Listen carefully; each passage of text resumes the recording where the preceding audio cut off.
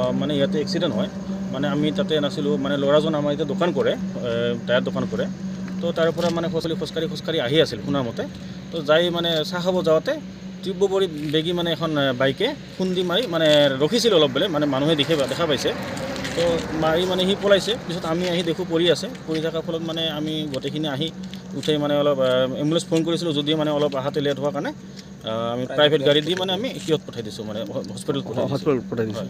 ল'ৰাজনৰ নাম কি আছিল ক'ব পাৰিব নেকি? ল'ৰাজনৰ নাম শফিকুল হক। ক'ত ঘৰ আছিল?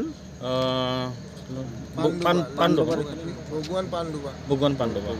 বয়স মান কিমান মান হ'ব বাৰু এটা? বয়স আনুমানিক 28 অনুমানিক মানে কনফাৰ্ম নাজানো যিহেতু। এইটো কোনটো জেগা হয় এইটো? এইটো ফফুংগা পাৰ্ট 3।